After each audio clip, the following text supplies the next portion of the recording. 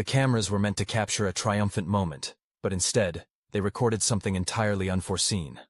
The royal couple, known for their composure, impeccable manners, and polished demeanor, visibly unraveled before countless flashes and stunned witnesses at one of the world's busiest airports. New York's John F. Kennedy Airport, no stranger to chaotic situations, had never witnessed such a spectacle. Meghan Markle and Prince Harry, fresh off the red carpet where they had just been honored as Humanitarians of the Year, suddenly found themselves in the midst of a heated exchange that even seasoned paparazzi paused to witness.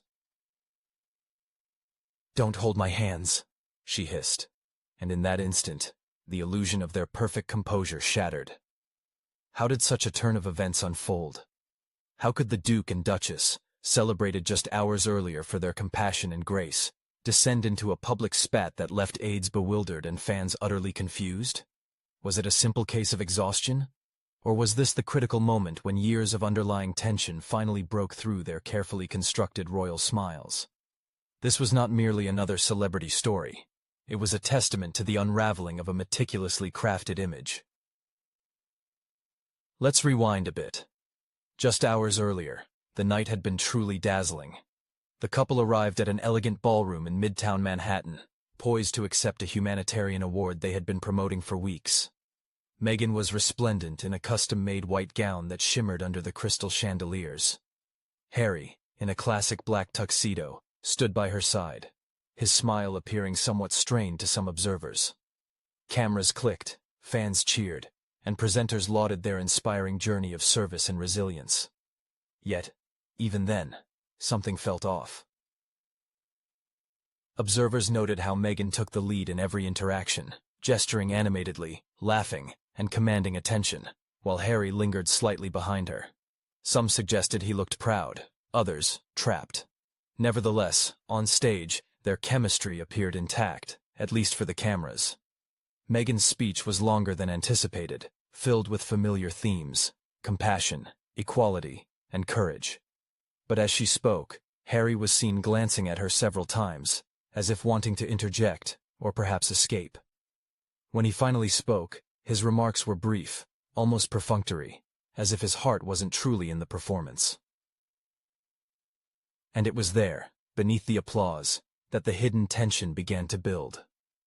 After the glamorous ceremony, as they left the ballroom surrounded by security, whispers began to circulate among event staff. One staffer claimed to have overheard Meghan sharply reprimanding Harry for how he thanked the presenters.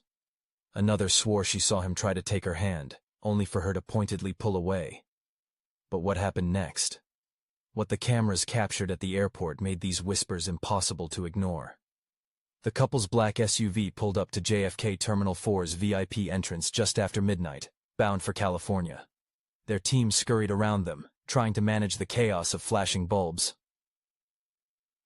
and shouted questions. "Meghan, Harry, how does it feel to win?" one reporter yelled. "Are you going back to Montecito?" another added. Meghan flashed her practiced diplomatic smile for a split second before turning sharply to Harry. Witnesses claim he reached for her hand, perhaps for comfort, perhaps to play his part for the cameras one last time. But Meghan stopped, turned, and, clear enough for microphones to catch, uttered, "Don't hold my hands." The tone was icy, clipped, and final. A video uploaded by a random airport bystander went viral like wildfire. Within hours, "Don't hold my hands" trended across social media. Viewers dissected every frame.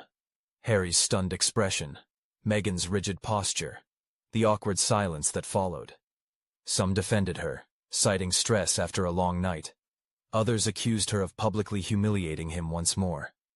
But beneath all the noise, one question burned brighter than any flashbulb. What truly triggered this moment? Because if you looked closely, very closely, you'd see it wasn't just frustration. It was a simmering history, finally boiling over. Those close to the couple suggest that Meghan's relentless focus on their public image was a foundational cause of their growing discord. For years, she had desperately clung to the power to control every image, every soundbite, every aspect of their lives. But on that fateful night, control slipped from her grasp. Harry's unscripted gestures, like briefly interrupting her speech on stage to thank someone she apparently overlooked, sparked a furious outburst from her. "You always do this," she was heard saying backstage. "You make me look bad." He, in turn, retorted coldly, "You don't need help with that." These words weren't loud enough for the public to hear, but clear enough for one staff member to remember. And as they left the event in near silence, everyone who witnessed the scene clearly felt a major conflict brewing. The bitter irony of the moment, of course, was striking. They had just been celebrated for their unwavering dedication to kindness. Yet behind closed doors, and now publicly, that kindness seemed to have vanished without a trace. For Harry, it was another reminder that the foundations of his new existence were far more fragile than he had assumed.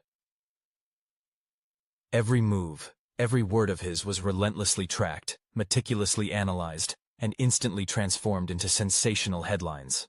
He had left one set of palace walls, only to find himself in another, a metaphorical palace of transparent glass, where his every step was visible to all. When Meghan sharply uttered, "Don't hold my hands," she wasn't just rejecting an act of affection. She was dismantling a carefully constructed facade, or at least showing that gaping holes had appeared within it. But here was the crucial detail that escaped the wider public's attention. Moments after the video went viral, Meghan's PR team quickly moved to minimize the damage. Anonymous sources told tabloids it was an unfortunate misunderstanding, claiming she was worried about tripping in her high heels. However, insiders close to the event recounted a very different story, suggesting Meghan had lost control of her emotions minutes earlier in the car, after seeing a particular photo online. The photo reportedly showed Kate Middleton, beaming with happiness, genuinely laughing and surrounded by adoring crowds at a charity gala in London. Meghan allegedly saw it on her phone and muttered through gritted teeth words to the effect of, "She never stops trying to upstage me." Harry, already tense from the ceremony, told her to let it go. And that, apparently, was the final straw. By the time they reached the airport, emotions had reached a boiling point for both of them. The cameras simply happened to be unwitting witnesses to that emotional outburst. So what did that moment truly reveal? Was it merely the pressure of fame and exhaustion wearing them both down? Or was it the culmination of years of festering resentment, a multitude of unspoken grievances, and agonizing silent nights spent in Montecito? And perhaps, very likely, it wasn't the first argument of the night. Because, according to one insider, something had transpired earlier in their hotel room, even before the award ceremony began. Something that could explain the tension on stage, the chilling detachment behind the forced smiles, and the airport explosion. It wasn't about the award. It wasn't even about Kate. It was about something far more deeply personal and intimate. Something Harry discovered hours before they stepped out into the public eye. Something that would forever alter his perception of Meghan. But what was it? This is where the true narrative begins. Delving into the events that unfolded behind the closed doors of their hotel room, we uncover a sequence of circumstances capable of irrevocably undermining the carefully constructed image of royal renegades transformed into global humanitarians. The night was supposed to celebrate love and purpose, but it mercilessly exposed the flaws in both their relationship and their mission. And if what sources claim is true, the airport argument was merely the final act of a far more sinister drama, woven from damaging secrets, consuming jealousy, and bitter betrayal. The cameras may have captured the end, but the story began long before the lenses started rolling, and once the public hears what truly transpired, they will understand why that one phrase, "Don't hold my hands," was not just a mere spat. It sounded like an ominous premonition, because the uncomfortable truth Meghan had so desperately tried to conceal was already lingering in the air, and soon it would crash down on Harry with unprecedented force, surpassing all his worst fears. Silence always precedes a storm, not with shouts or sudden movements, but by settling like a heavy shroud between two people who meticulously feign well-being, though both are acutely aware of its absence. On the night before the glamorous ceremony, in their luxurious $2,500 a night suite at the Carlisle Hotel, Meghan Markle paced nervously before a mirror. Notably, it was the same mirror Princess Diana had stood before decades earlier, a fact not lost on Harry. He had mentioned it earlier, hoping to diffuse the tense atmosphere, but Meghan didn't even grant him a faint smile. She barely looked up. Harry sat on the couch, immersed in his phone, half distracted, half troubled. The cold glow of the screen reflected in his tired eyes, betraying another grueling week of press conferences, polished speeches, and endless discussions with their team about outfits, phrasing, and appropriate tone. Meghan, as always, was exceptionally fastidious. She strived for perfection in every detail, not out of vanity, she assured herself, but for control over the message. This time, however, the message itself seemed to be slipping from her grasp. Earlier that day, tabloids had published a story alleging that the couple's charitable endeavors were under scrutiny for financial transparency. This was precisely the kind of headline Meghan loathed. Not for its content, but because it appeared right before her big night. "They always try to ruin my moment," she fumed. Harry tried to reassure her, but it only made things worse. "You don't understand, Harry," she snapped. "You never had to earn attention. You were born into it. I worked for mine." The air in the room froze. He didn't reply immediately. Instead, he looked at her reflection in the mirror. Her hands trembled as she adjusted her earrings, her jaw tight. He wanted to say something kind, something that could bridge the growing chasm. But what came out was sharp. "Earned it? Meghan, you married into it, just like my mother did." Her eyes shot up, cold, hurt, silent. And in that instant, everything they had held back for so long, the frustrations, the comparisons, the resentments, began to surface. The irony was striking. They were being celebrated as humanitarians of the year for promoting love, kindness, and understanding. Yet, in that room, there was none of it. The tension was broken by a knock at the door. Meghan's assistant entered, clutching a tablet. "Ms. Markle, the stylists are downstairs. They're waiting for your final fitting." Meghan nodded curtly, barely glancing at her. Harry muttered something about needing fresh air and stepped onto the balcony. New York's night skyline stretched before him, dazzling yet distant. Below, the city hummed with life, utterly oblivious to the royal storm brewing above it. He leaned against the railing, gazing at the traffic lights, his thoughts drifting home. Not to Montecito, not to California, but to his true home. Windsor, Sandringham, even Balmoral. Places he had once resented now felt like lost sanctuaries. He thought of his brother, his father, the arguments that had driven them apart, and wondered, not for the first time, if he had traded one cage for another. Inside the room, Meghan's phone vibrated. A notification flashed on the screen, a message from an unknown number. She picked it up, and her expression instantly shifted. For a moment, her features softened, then hardened again. She typed quickly, then deleted, then typed again. Harry returned just as she tucked the phone beneath her makeup bag. "Everything okay?" he asked. "Fine," she replied, a little too quickly. He didn't press. He had learned not to. But neither of them knew that the message she received would play a pivotal role in the unfolding events. It was from someone they both knew, someone who had been silent for a long time, someone who held a secret. That night, as Meghan tried on her dress and Harry scrolled through old photos of his mother, that message lay between them like a ticking time bomb. By morning, both would put on their masks again. Hers, serene elegance; his, quiet support. But the cracks had already begun to form. The early morning began with a silent breakfast, where words were unnecessary. The stylist, like a conductor, directed the process, adjusting fabric folds, securing jewelry, and fretting over the perfect lighting for the pre-ceremony photo shoot. Meghan, like a seasoned actress, smiled on cue, nodded politely, and flawlessly performed her part. Meanwhile, Harry watched her intently, noting that the sparkle in her eyes didn't quite match her radiant smile. As the car designated for the ceremony arrived, Meghan checked her phone one last time. Another message had arrived. Reading it, She slowly exhaled and flipped the screen over. Harry didn't miss the moment. "Who was that?" he asked.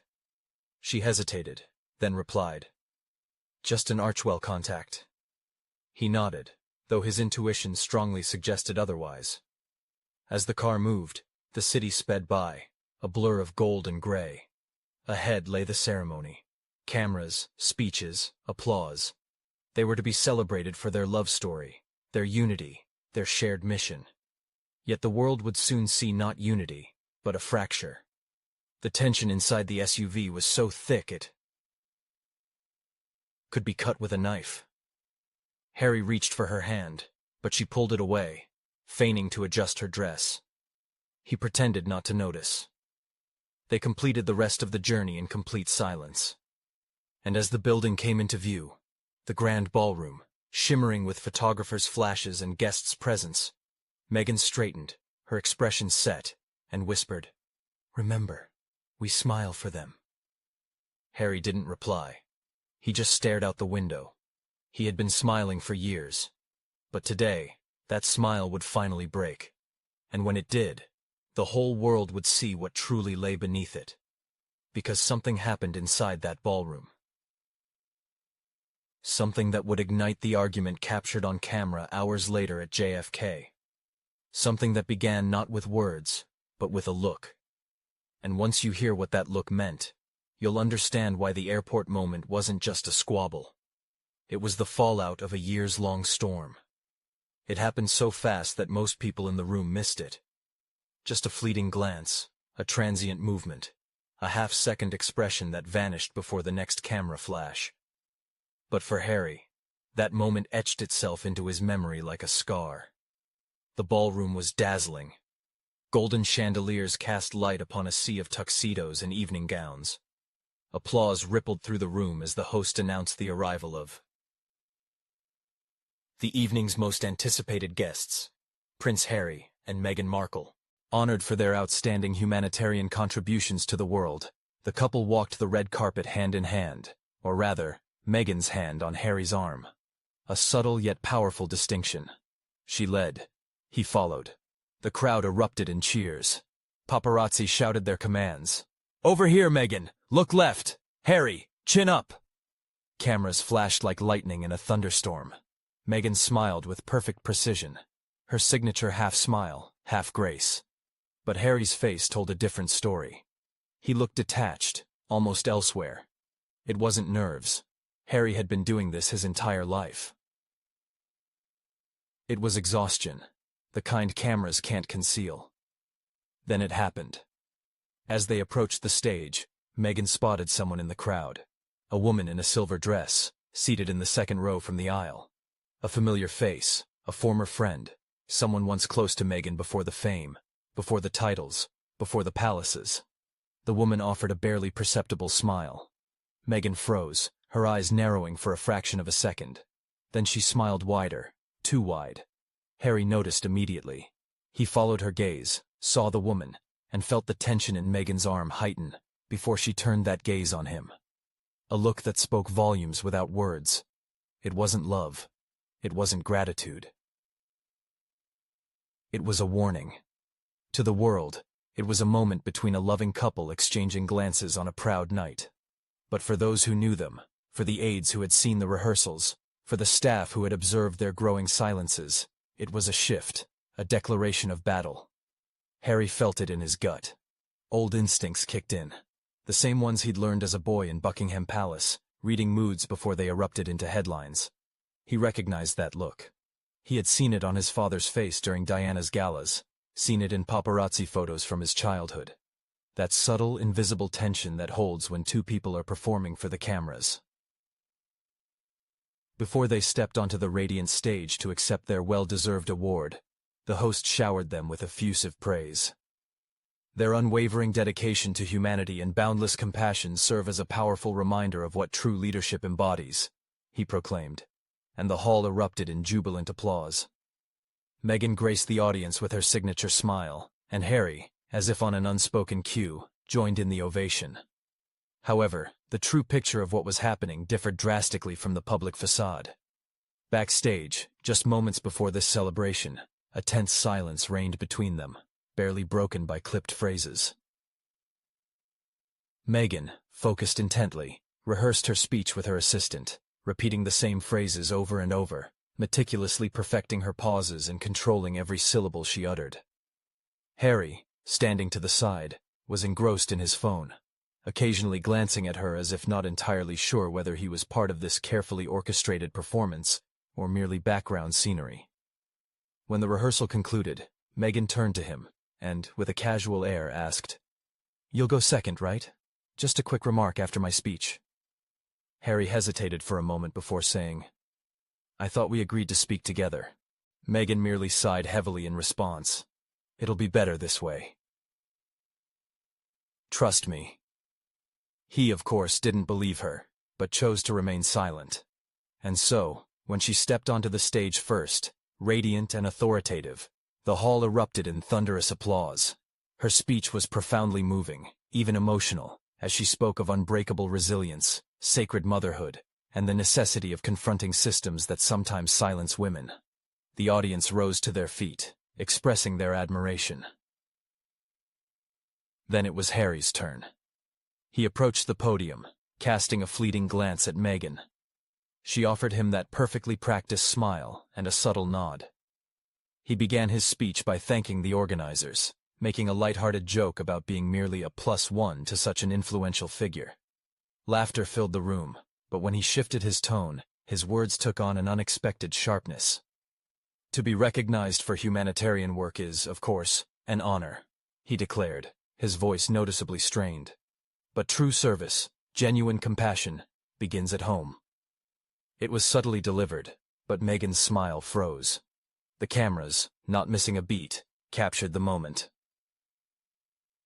For the briefest fraction of a second, her expression hardened, then melted back into her usual charm. Harry hastily concluded his remarks. The applause this time was merely polite. And as they turned to leave the stage, Meghan leaned close enough for only him to hear, and quietly whispered, "You just couldn't help yourself, could you?" Harry blinked, asking confusedly, "What do you mean?" "You had to make it about you. Again," she replied. He frowned. "It was about us." But she was already waving to the crowd, bathed in the spotlight, her face beaming as if nothing had been said. As they stepped off stage, their publicists immediately rushed towards them. "You two were incredible," one exclaimed. "The chemistry, the emotion, the message, it was all perfect." Harry forced a smile. Meghan nodded gracefully, but her grip on his arm was surprisingly firm. Backstage, the noise gradually subsided. The applause became a muffled echo, filtering through the velvet curtains. They paused for a moment in silence. Meghan adjusted her dress. Harry stared at the floor. Then she turned to him. "Never undermine me like that again," she said quietly, but with resolute force. Harry looked up. "Undermine you, Meghan?" It was just one sentence. "It was my moment," she retorted. "You made it yours." He wanted to argue, to say it wasn't about credit or attention. It was about truth. But he didn't. Not yet. Because in that moment, he realized something chilling. They were no longer partners. They had become rivals. When they returned to their table, photographers immediately surrounded them. Meghan smiled, radiant as ever. Her hand rested elegantly on Harry's shoulder. But beneath the table, her fingers were tense, controlling, almost pressing down. Every smile that night became heavier, every touch more calculated. And then, during the dinner after the ceremony, that look returned. Harry was quietly speaking with one of the event organizers, a former diplomat, who spoke warmly of his late mother's work. They shared a quiet laugh, recalling Diana's kindness during a hospital visit decades ago. Meghan noticed. Her expression darkened as Harry returned to their table. Meghan remained silent, for several minutes. Then she leaned in and sharply whispered, "Stop using your mother as a shield. It's not about her." Harry froze. The words cut him deeply. The room around them blurred. The music, the chatter, the clinking of glasses. It all merged into background noise. He looked at her, searching for any hint of remorse. But her face remained perfectly composed. This was the moment. The moment everything changed, because for years Harry had believed they shared a common pain. He had trusted Meghan, believing she understood him. The trauma, the loss, the relentless media storms. But that single sentence shattered everything. The beautiful sense of empathy vanished irrevocably, replaced by overt disdain. In response to what happened, he uttered not a word, merely nodded slowly, his gaze utterly vacant. The remainder of that evening seemed to drift by in an unbearably slow rhythm. Meghan gracefully posed for the cameras, while Harry methodically signed autographs. They offered reporters beaming smiles, laughter, and embraces for the photographers. However, those who observed more closely could discern something else, a clear distance. It wasn't merely physical separation, but a deep emotional chasm, wide enough to be visible to everyone in the room. By the time they departed the opulent ballroom, the damage was already done. Harry strode confidently ahead, making his way toward the exit, with Meghan following, her heels tapping a rhythmic cadence on the marble floor. Outside, camera flashes sparked once more. To the world, the event appeared to be another triumphant royal outing. The humanitarian couple seemed to glow in their success. But behind those flawless smiles, the temperature had plummeted significantly below zero. And when they finally settled into their SUV, the accumulated tension reached its apex and erupted. "You humiliated me," she hissed, her voice laced with fury. Harry turned sharply toward her. "You humiliated yourself," he retorted, equally sharply. The driver, maintaining professionalism, pretended not to hear a thing. Camera flashes outside continued to illuminate them. The car door closed, and a tense silence fell within the cabin. From that moment, there was no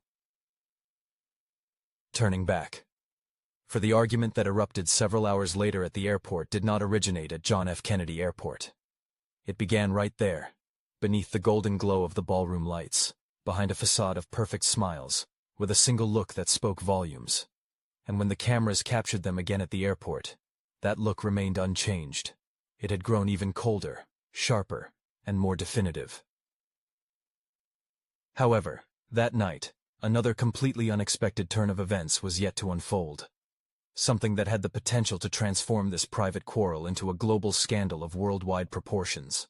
The reason? Someone present at the event had secretly recorded what transpired backstage, and that recording was about to be made public. It began with a faint noise, the source of which was not the media or the curious public, but a single phone in the hand of a person who never expected to become part of royal history. It was a hotel employee, a humble and anonymous worker, on duty that evening in the backstage corridor. His duties included monitoring sound levels and escorting VIPs. He was neither a journalist nor a spy. He was simply doing his job until sudden curiosity changed everything. He was strictly forbidden from recording. Strict confidentiality rules were in place at the event. But when an argument erupted backstage, muffled, yet heated, unmistakably real, instinct took over. He pressed the record button, and what that recording captured would subsequently become the most discussed information leak since the famous Oprah interview. But let's rewind to the beginning of the events. After the awkward moment on stage, Harry and Meghan were escorted to a private lounge. It was an ornately gilded space, specifically designated for photo shoots and receiving congratulations from the press. Champagne flowed freely, and guests approached one after another, eager to shake hands and congratulate the royal humanitarians. Meghan offered everyone a flawless, warm, and effortless smile.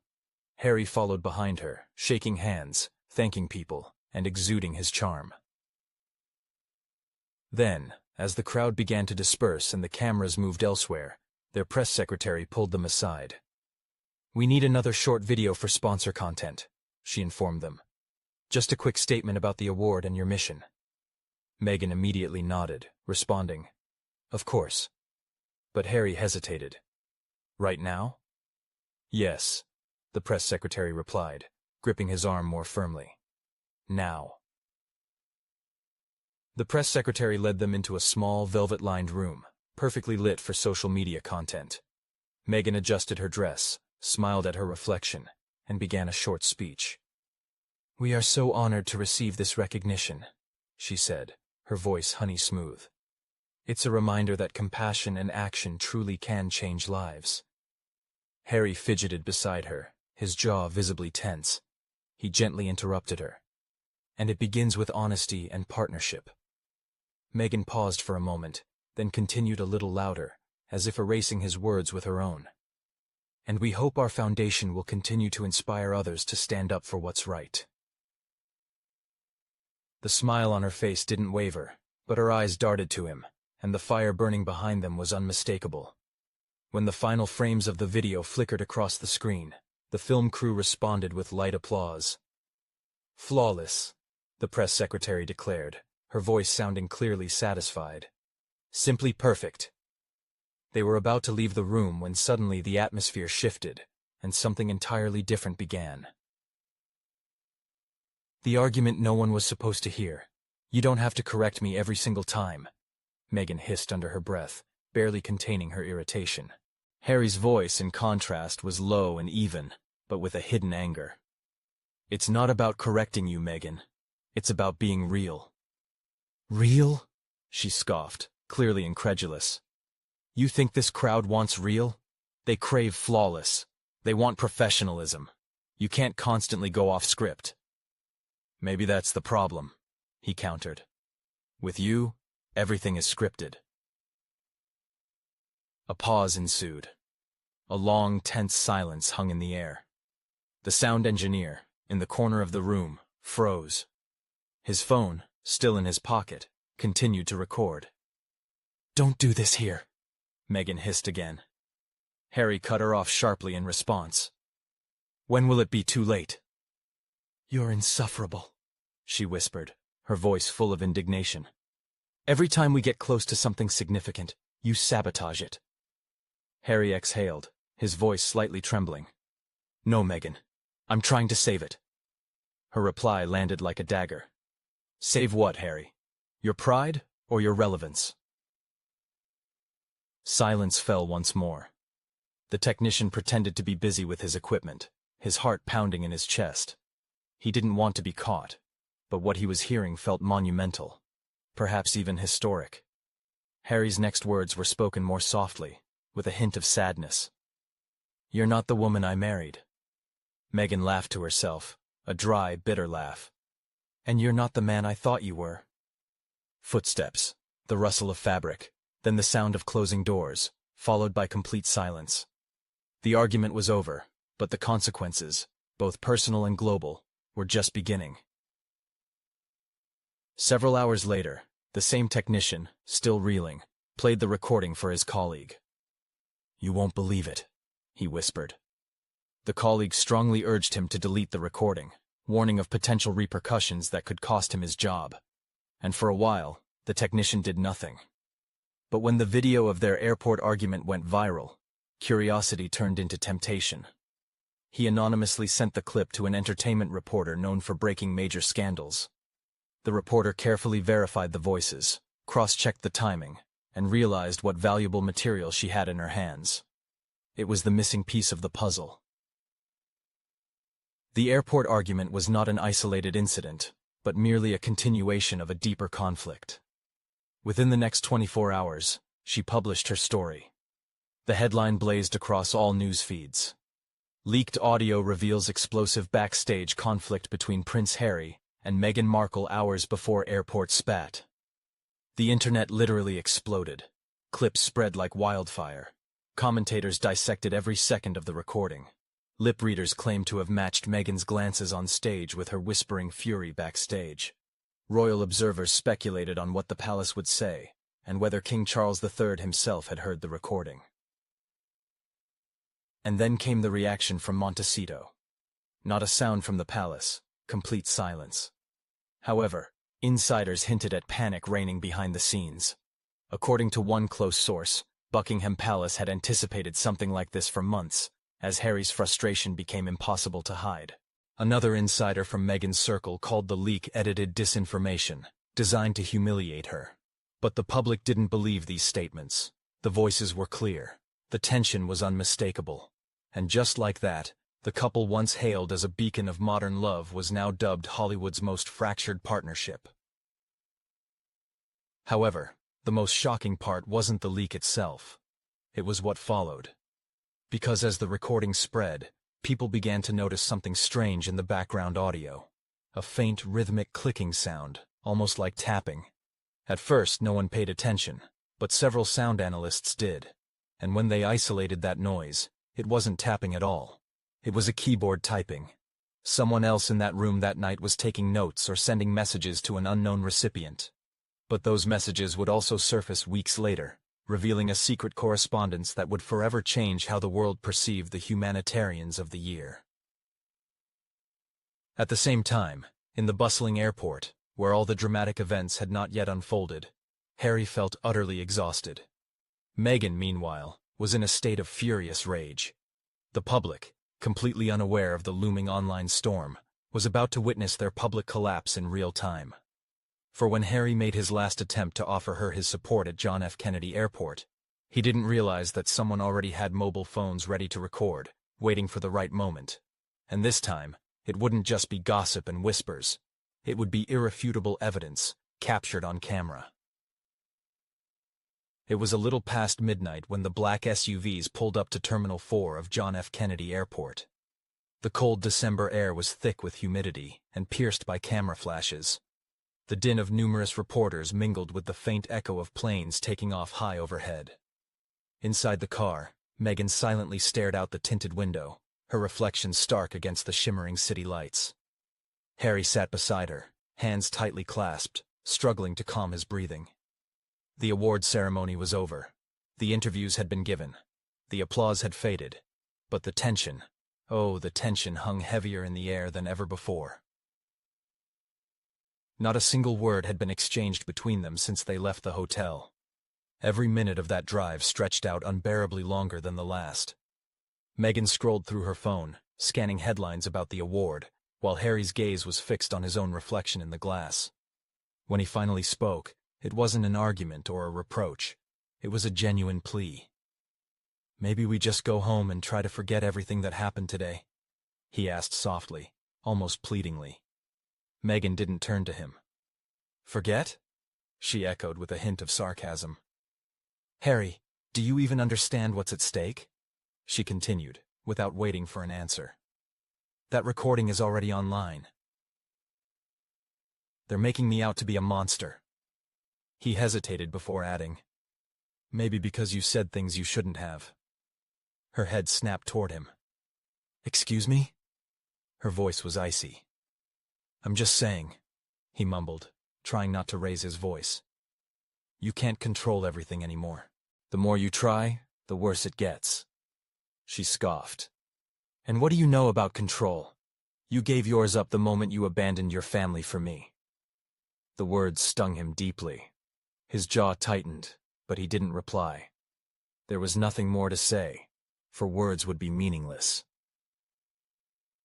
As the SUV slowed and finally stopped at the terminal, bright spotlights hit the windows. A whole sea of photographers and curious onlookers already awaited them.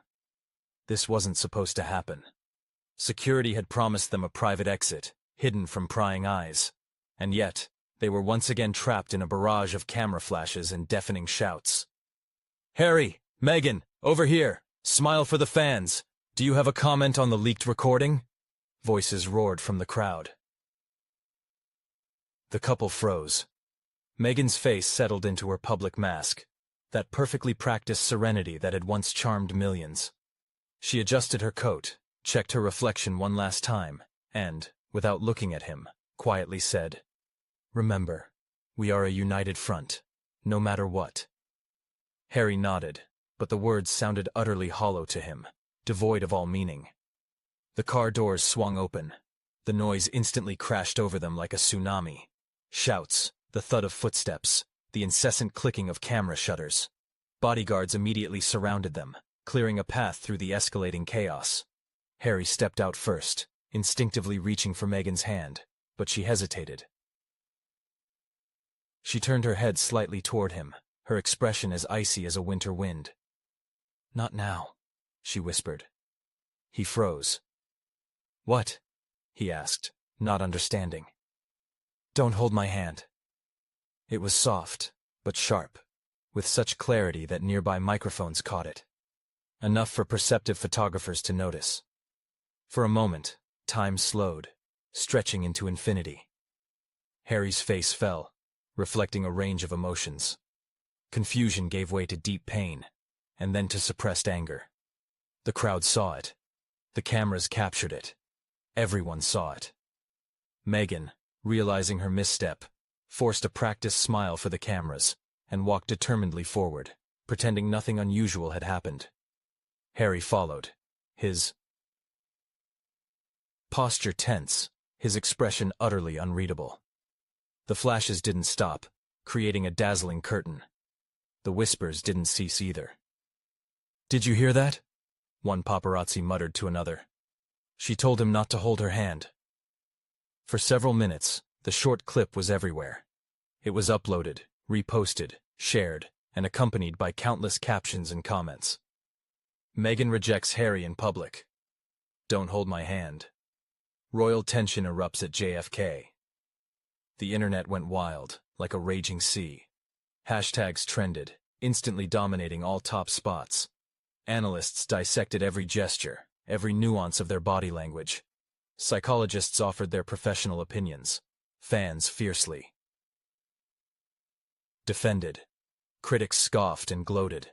And through it all, the video played on an endless loop, capturing Meghan's gaze, Harry's drawn face, the awkward silence that followed the moment. Inside the airport terminal, the escalating chaos relentlessly followed them. The staff seemed overwhelmed by the unfolding scene, their whispers trailing the couple as they moved forward. A security officer attempted to guide them to a private lounge, but Meghan firmly waved off the suggestion. We'll manage, she said, her voice tight with suppressed irritation.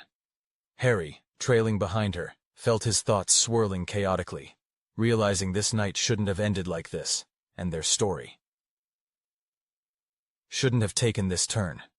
He replayed the recording, the ballroom, the very moment she asked him not to mention his mother. All these memories flooded back at once. The arguments, the oppressive silence, the meticulously constructed facade. As soon as they finally reached the secluded VIP lounge, Meghan sharply turned on Harry. Do you see what they're doing to me now? They're twisting everything again, she exclaimed. Harry blinked, trying to process what was happening. Meghan, you told me not to touch you. It wasn't them. It was you. I didn't mean it like that, she snapped back.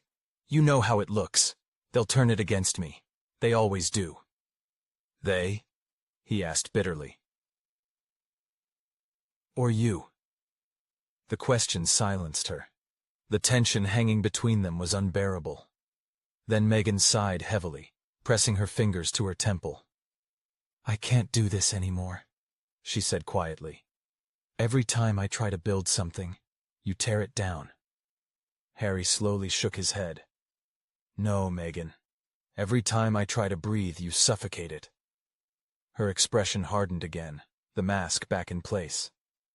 You should be grateful, she said. Without me, you'd still be under your father's thumb.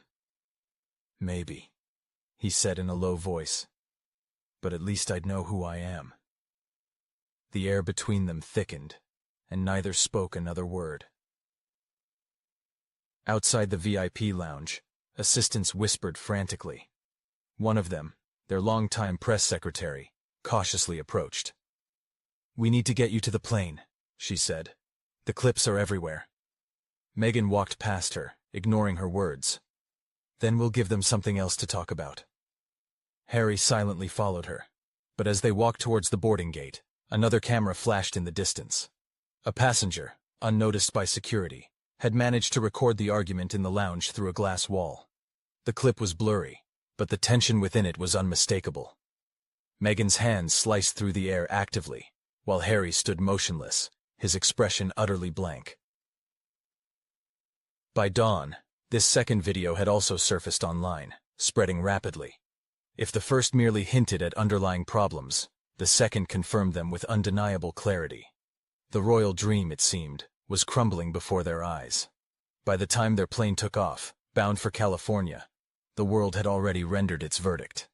Commentators hotly debated whether this was the beginning of the end. Experts speculated about a possible separation. Conspiracy theorists claimed Meghan staged the argument for sympathy. None of them, however, knew the real truth.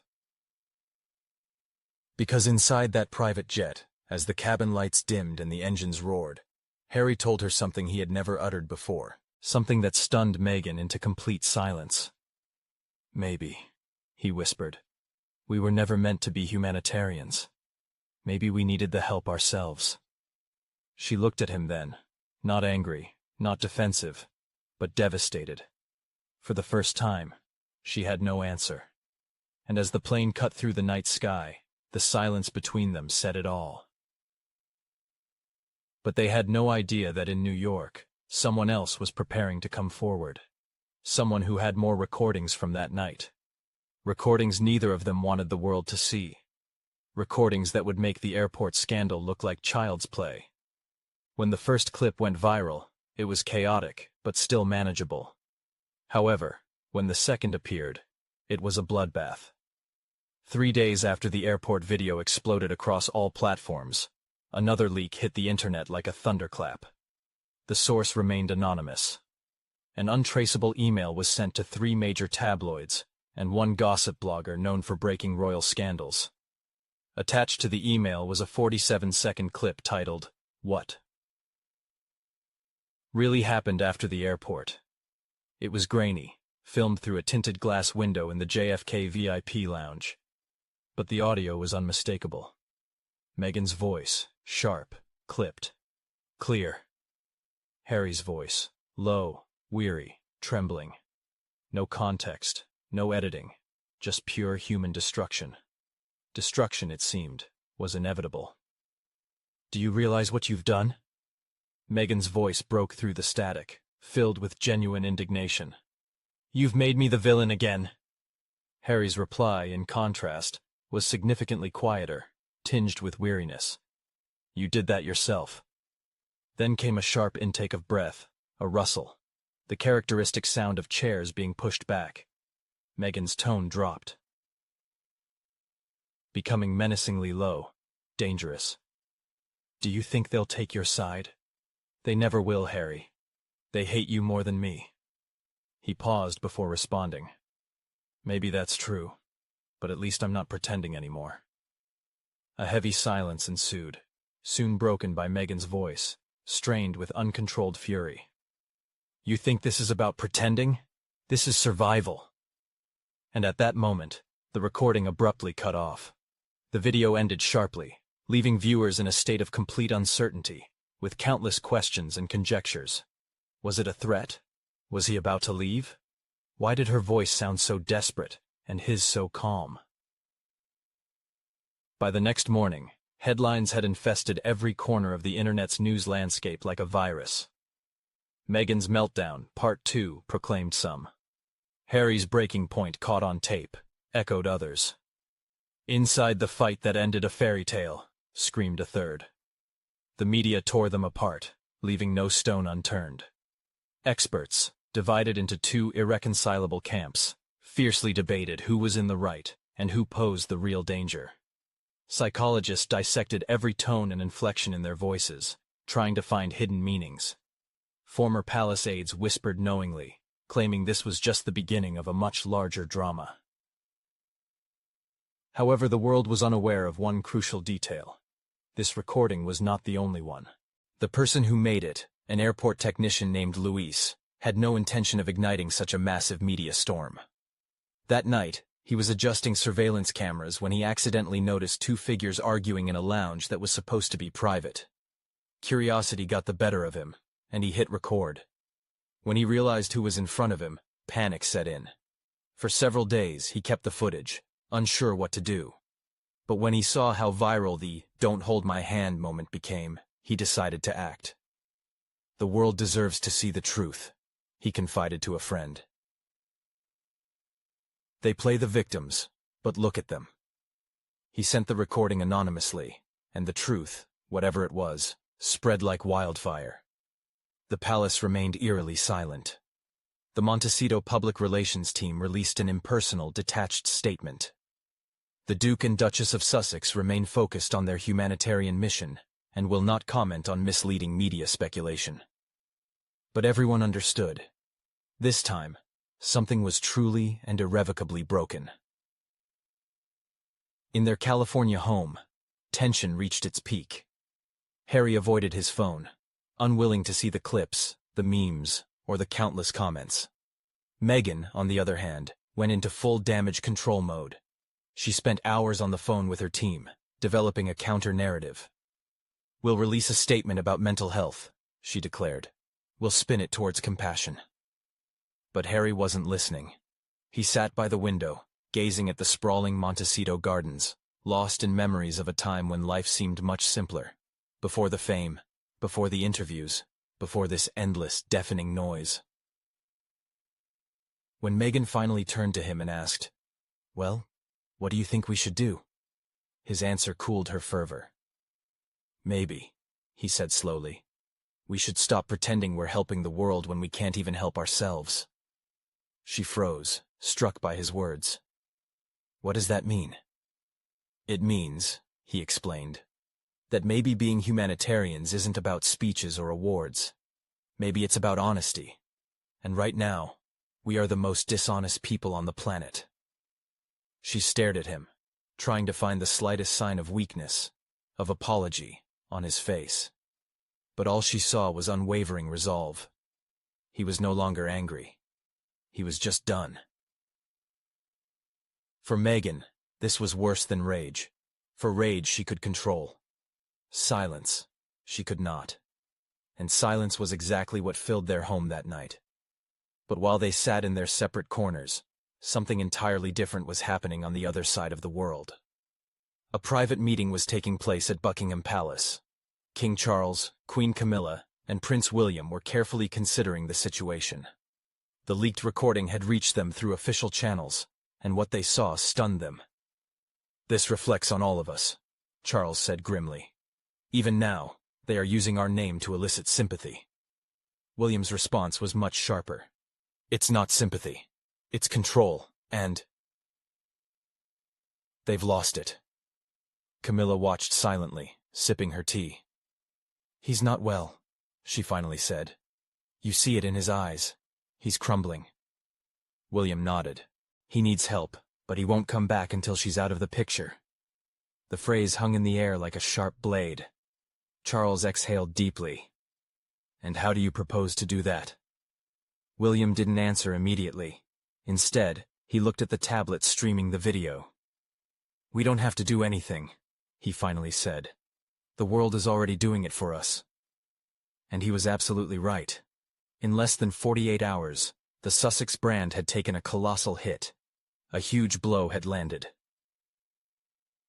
Advertising partners rapidly began to distance themselves from Meghan.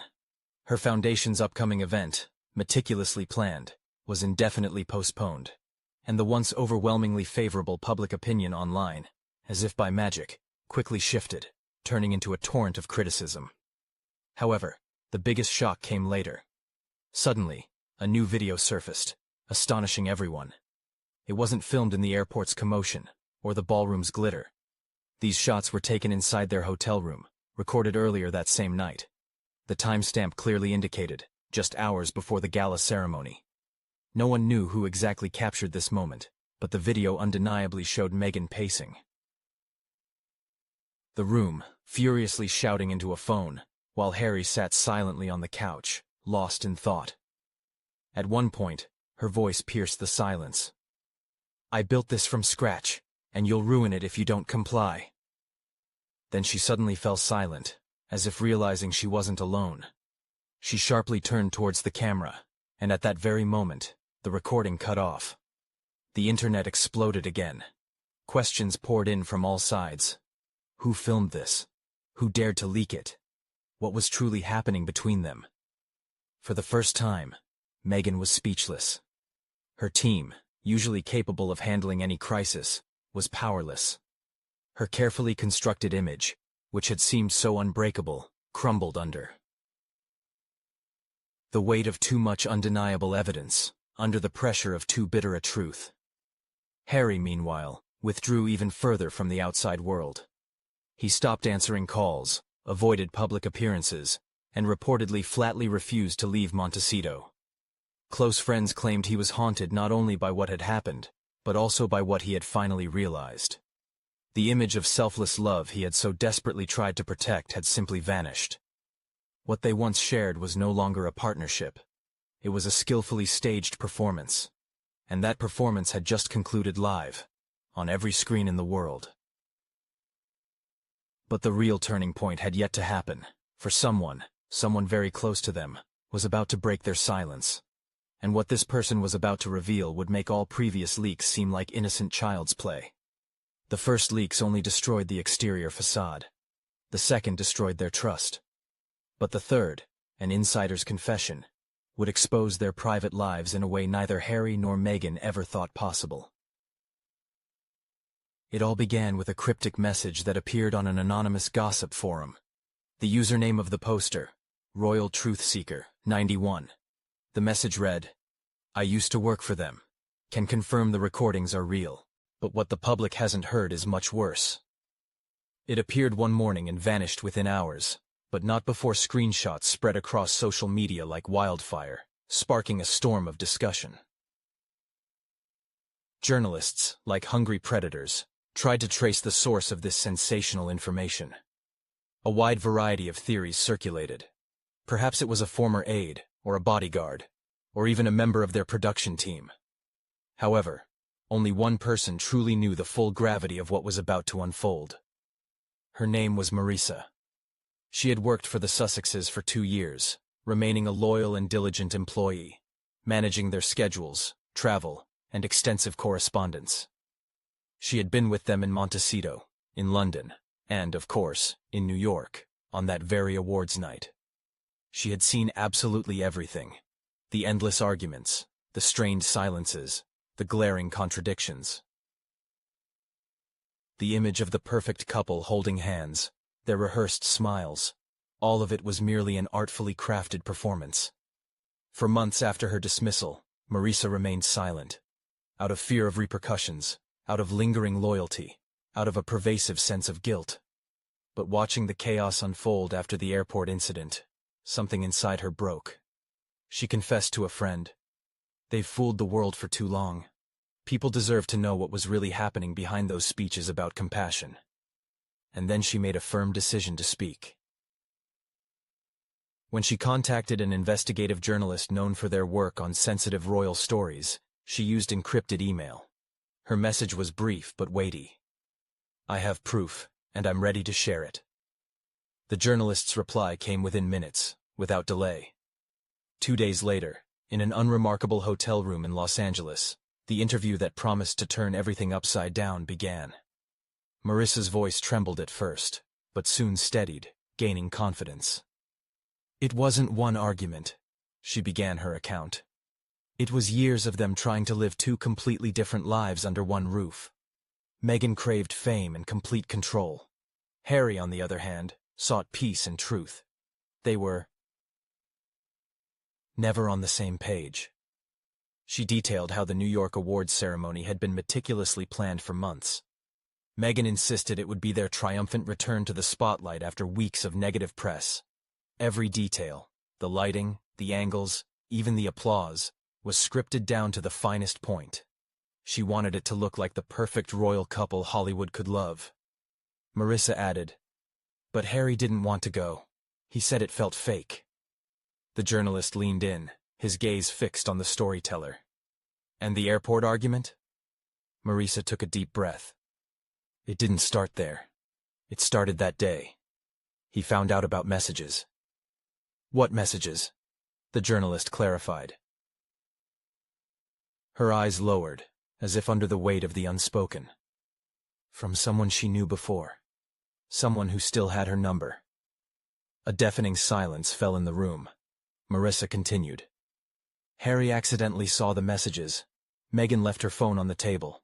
He wasn't spying. He just saw a name pop up. It was a male name. I can't say who, but it wasn't innocent.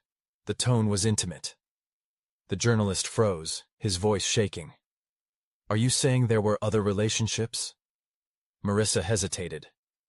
Let's just say it wasn't about love. It was about leverage. Leverage? The journalist repeated, trying to comprehend what he had heard. She was planning something. A project? Perhaps a documentary or a book that would reveal more about the royal family. She was collecting stories, contacts, evidence, but didn't tell Harry everything. When he found the messages, he realized she was acting behind his back. The revelation struck like lightning. So that's what caused the argument before the awards? Yes, Marissa said softly, her voice barely audible. He confronted her in the hotel. They argued for an hour. She cried, accused him of not trusting her. He said she was turning their marriage into a PR campaign. When they arrived at the ceremony, they weren't even speaking. The journalist looked stunned. And the footage, the recordings, those moments? Marissa replied, summing it up. That was just the world finally seeing what we all lived every day. She recounted the nights when Harry, overwhelmed with distress, would retreat to the garden, seeking only a breath of fresh air.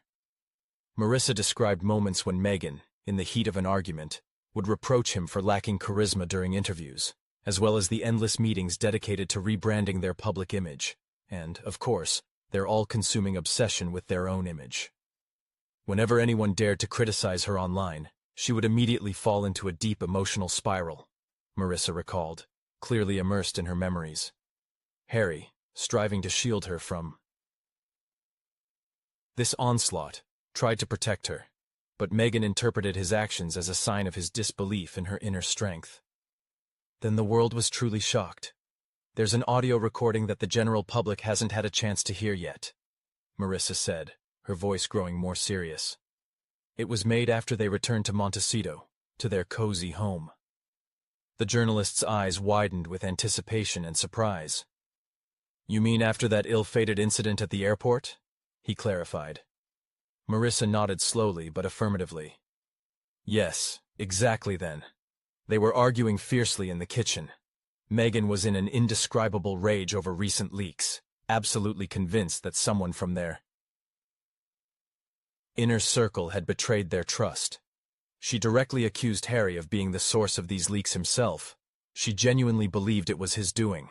She was screaming at him, not holding back her emotions. Marissa recounted that Harry responded by saying he'd rather die than destroy his own family like that. But Meghan didn't believe a word of it. That's when he said something I'll never forget.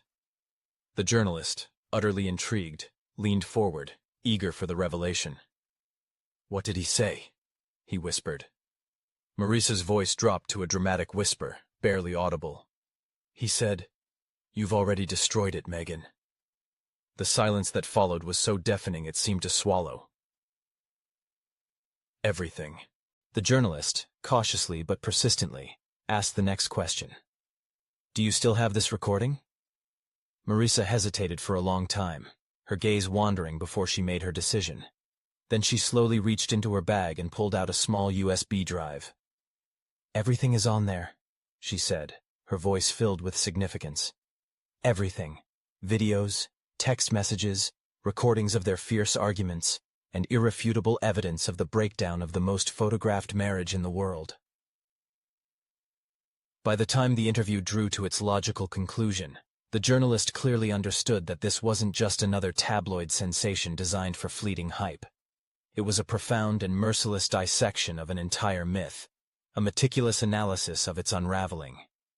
The following week, the highly anticipated show, The Unveiling, titled Inside the Sussex Collapse, A Former Insider's Confession, aired. The world held its breath, glued to screens, to witness this revelation. Excerpts from Marissa's interview instantly flooded every news channel, every corner of the information landscape. Hashtags once again trended on social media with incredible speed, sparking heated discussions. The real Sussex story, inside Montecito, you already destroyed it. Online commentators were divided, torn between wanting to pity Harry and condemning Meghan. Some claimed Marissa was lying, her words nothing more than fiction. Others, conversely, called her brave and decisive. However, Amidst all the noise and cacophony of opinions, one undeniable truth became evident. The fairy tale that had sustained the hopes of millions for so long had officially come to an end. For Prince Harry, the ensuing public backlash was truly unbearable, causing him deep suffering. For Meghan, however, the silence of the Hollywood elite proved far more painful than any public attacks. Invitations to social events ceased, as if they had never existed. Brands that had recently courted her with lucrative contracts now suspended all cooperation, distancing themselves. Yet, even as the world seemed to turn against them, Meghan adamantly refused to relinquish control. She issued an official statement, unequivocally asserting that Marissa's words were fabricated lies, and subtly hinted at potential lawsuits. Privately, however, she was rapidly crumbling, her inner world falling apart. Because she didn't suspect that another former staff member, someone even closer to her, was preparing to come forward with their own revelation.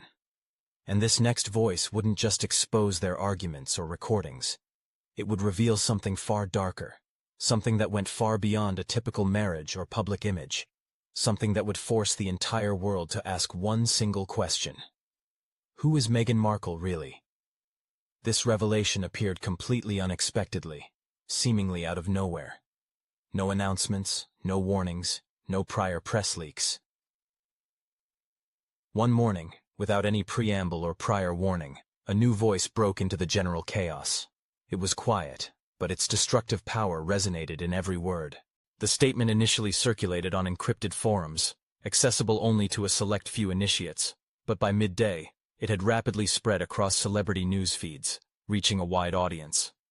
It was a simple message, written with perfect, almost chilling composure, yet every word felt like a sharp dagger piercing the silence. You've heard from an assistant. Now listen to someone who was much closer. Someone who saw the truth behind the carefully constructed cameras. Meghan Markle doesn't lose control by accident. Every emotional outburst, every tear shed, every headline appearing in the press, all of it was meticulously planned. And I know this because I personally helped her plan it. The world fell silent for a moment, as if holding its breath. Then it erupted in a flurry of questions and conjectures. Who was this person? How close was he to Meghan? The anonymous informant chose to call himself simply The Shadow. But within just a few hours, astute journalists managed to piece together scattered clues.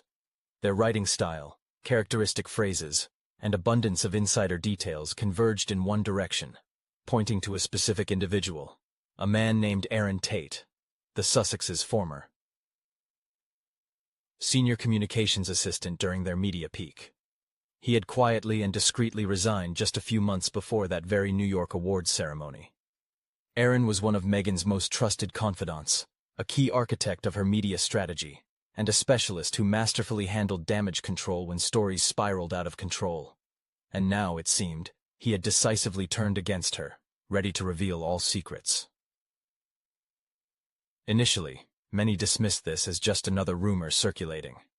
However, the situation changed dramatically when the reputable publication The Times published an exclusive investigation, claiming careful verification of emails, voice messages, and draft schedules that perfectly matched Aaron's timeline of events. It was at that moment that everything crumbled, for Aaron wasn't just making accusations. He possessed irrefutable evidence. He released a 12-minute audio recording of one of Meghan's strategic meetings, held 3 weeks before her New York event. The recording opened with Meghan's voice, clear, resolute, and full of authority. "Listen," she said. "This is going to be a redemption tour.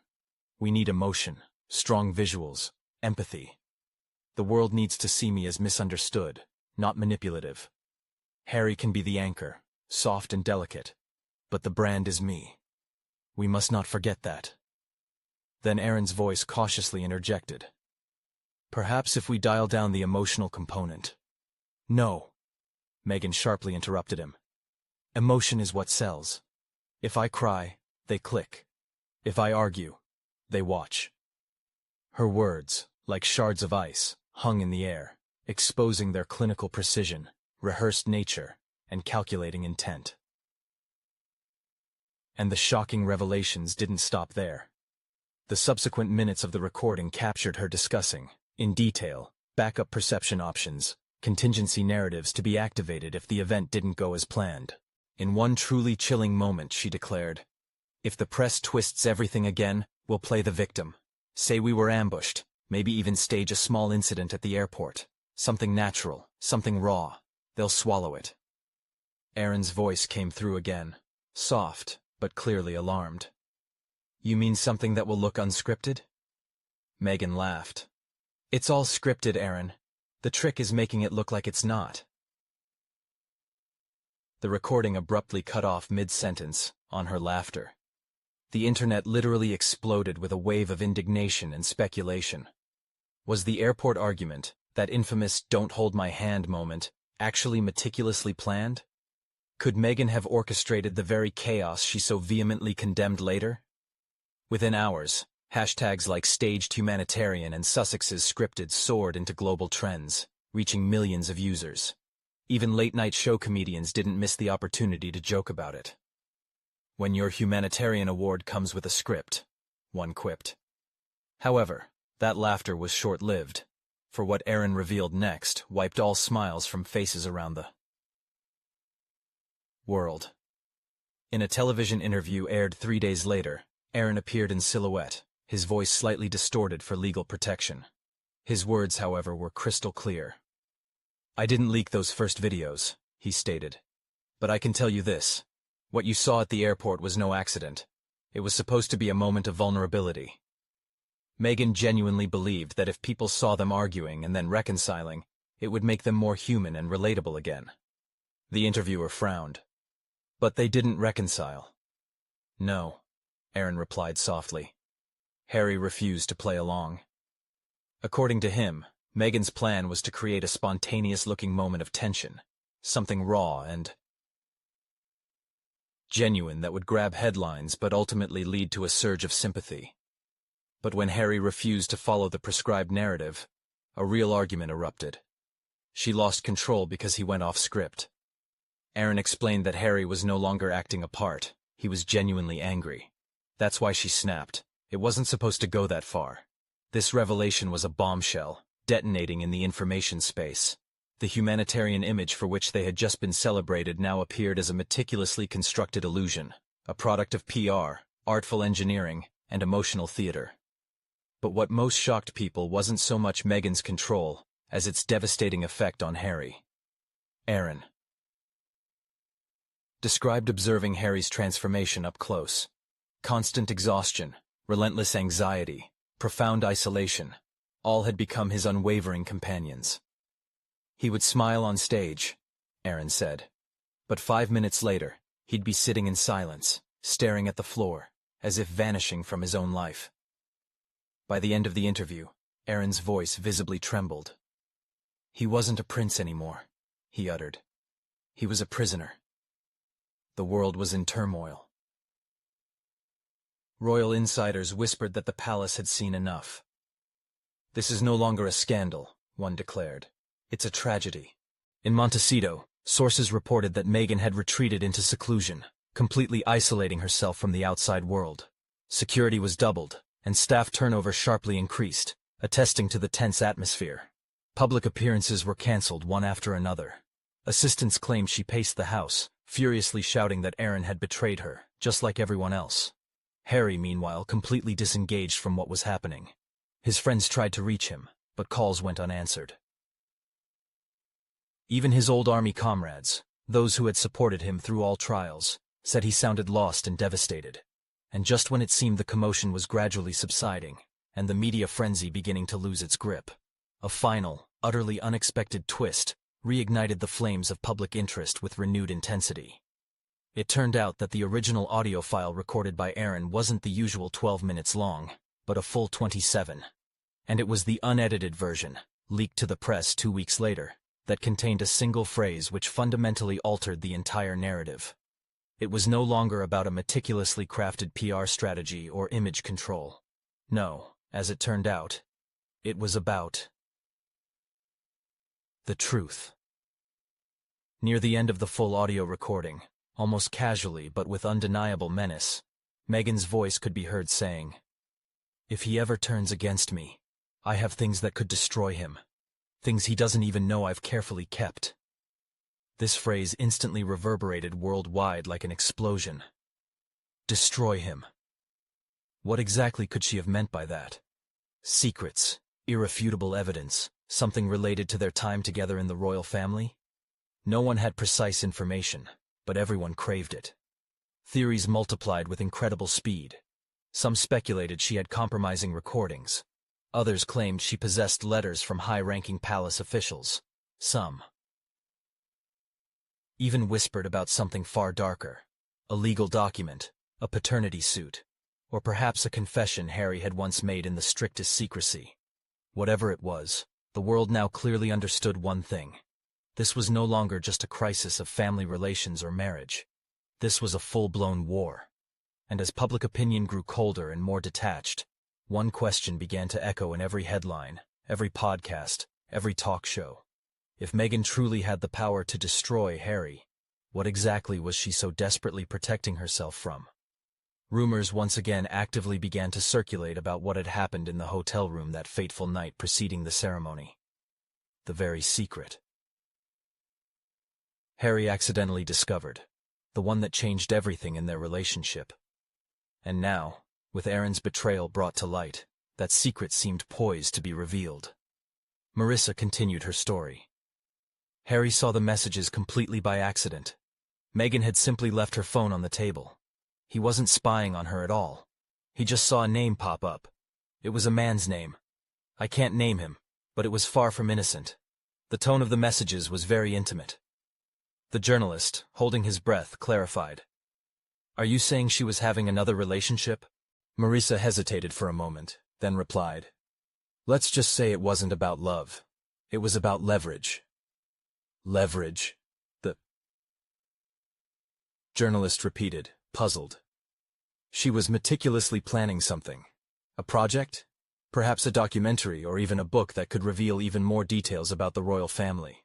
She was actively collecting various stories, contacts, evidence, but she wasn't telling Harry everything. When he discovered these messages, he realized she was operating behind his back. This revelation struck the journalist like lightning. So that's what provoked the argument before the awards ceremony? Yes, Marissa said softly. He confronted her right there in the hotel. They argued for an entire hour. She cried, accusing him of not trusting her. He, in turn, stated that she was turning their marriage into an ordinary PR campaign. When they arrived at the ceremony, they didn't even exchange a word. The journalist looked utterly stunned. And the footage, the recordings, those very moments? Marissa replied, That's just the world finally seeing what we all lived with every day. She described numerous nights when Harry would disappear into the garden just to breathe fresh air alone. Moments when Meghan would relentlessly scold him for not being charismatic enough in interviews, in her opinion. Endless meetings dedicated to rebranding their image, and her obsession with public perception. Whenever anyone dared to criticize her online, she would immediately spiral into a deep funk. Marissa recalled. Harry, of course, tried to defend her, but she, in turn, used this as further proof that he supposedly didn't believe in her strength and abilities. Then came the real shock. There's one recording the general public hasn't heard yet, Marissa continued. It was made after they had returned home to Montecito. The journalist's eyes widened in surprise. You mean after the airport incident? Marissa nodded slowly. Yes. They were arguing very intensely in the kitchen then.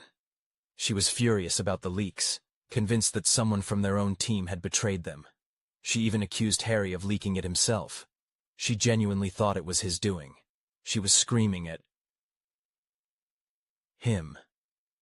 Marissa added that he replied he'd rather die than destroy his family like that. But she absolutely didn't believe him. That's when he said something I'll never forget.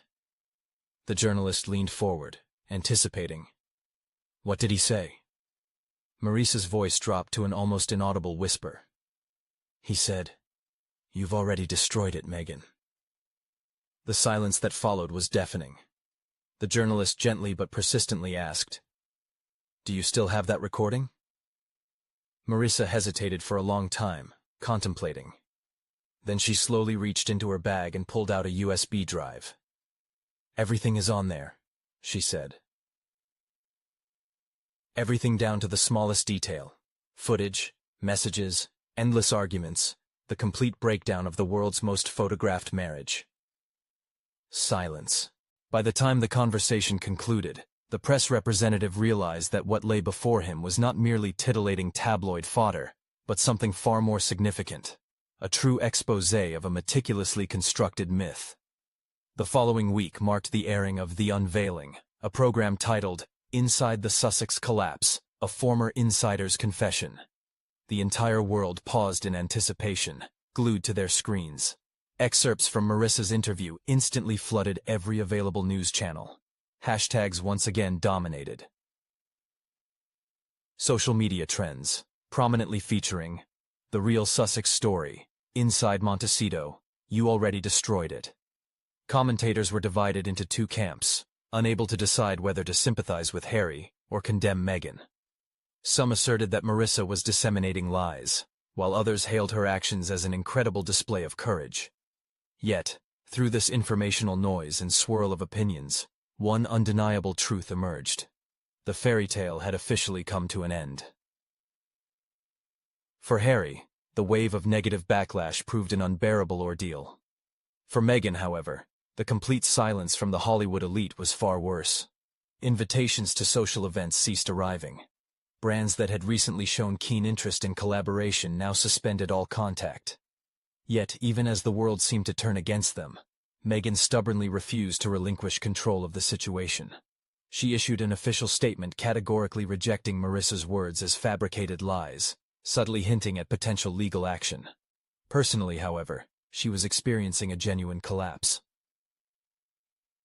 The reason was that she had no idea another former staff member, someone much closer to her, was preparing to come forward with their own statement. And this next voice wouldn't just reveal contentious moments or recordings. It would expose something far darker, something that went far beyond marital relations or public image, something that would force the world to ask, who is Meghan Markle really? This appeared completely unexpectedly, without any prior announcements, warnings, or press leaks. One morning, without warning, a new voice broke through the chaos. It was quiet, yet its message carried destructive power. The statement first began to circulate on encrypted forums, and by noon, it had appeared on celebrity news feeds. It was a simple message, delivered with perfect composure, but every word felt like a sharp dagger. You've heard from the assistant. Now listen to someone who was closer. Someone who saw the truth hidden behind the cameras. Meghan Markle doesn't lose control by accident. Every emotional outburst, every tear, every headline, it was all carefully planned. And I know this because I helped her plan it. The world fell silent for a moment, then literally exploded. Who was this person? How close was he to Meghan? And why did he choose to speak now? The anonymous informant called himself simply Shadow, but within hours, journalists managed to gather enough clues. His writing style, characteristic phrasing, and details known only to a narrow circle of insiders pointed to one specific person. Aaron Tate, the former senior public relations assistant to the Sussexes during their period of greatest media activity.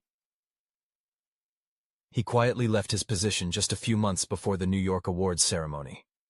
Aaron was one of Meghan's most trusted confidants, the architect of her media strategy, and a crisis management specialist when stories spiraled out of control.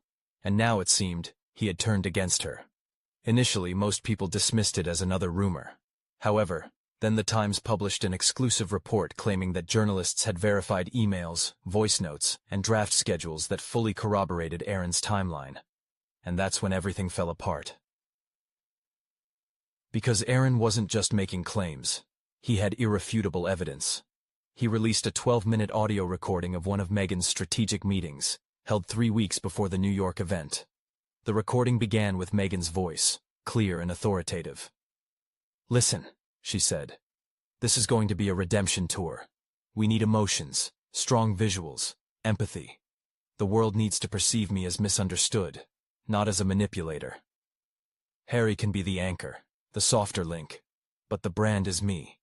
We must not forget that. Then Aaron's voice cautiously interjected. Perhaps we should dial down the emotional intensity a bit. No, Meghan interrupted. Emotions are what sell.